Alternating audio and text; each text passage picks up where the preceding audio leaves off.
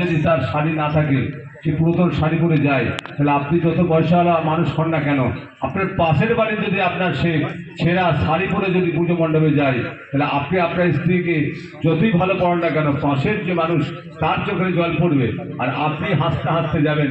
এই পুজোটা সকলেই মা কিন্তু বলছেন যে সকলের সন্তানের যেন আমরা সকলের সিদ্ধান্ত নিই যে আমি যেমন আমার মাকে যেমন পড়াই, আমার ছেলে মেয়েকে যেমন পড়াই, পাশের বাড়ি যে আছে সে কি খাচ্ছে, সে কি করছে, আমি কিন্তু আমারও দেখার উচিত।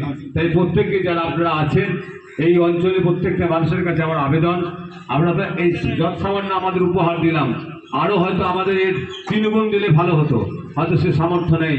প্রত্যেকটা গ্রামে যারা তৃণমূল কংগ্রেস করেন, যারা এমনি সাধারণ মানুষ, আপনার পাশের বাড়িটা দেখবেন, পাশের বাড়িতে যদি আপনি একটা কাপড় কিনে দেন কি তার যদি খাবারটাও করেন, আপনি যত আনন্দ করবেন তার পাশের বাড়ি যদি আনন্দ করে, তবেই জানবেন আপনার ছেলেমেয়েরাও আজকে আনন্দিত হবে। তাই প্রত্যেকেই আমরা সকলে মিলে, আমরা কাল থেকে যাতে আমরা সকলে মিলে মায়ের কাছে আমরা আমাদের চাওয়া পাওয়ার যে স্বপ্ন সেটা আমরা পূরণ করতে পারি।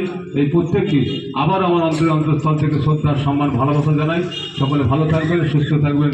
নমস্কার, জয় হিন্দ, বন্দে মাতরম, মমতা বন্দ্যোপাধ্যায় জিন্দাবাদ, তৃণমূল কংগ্রেস জিন্দাবাদ।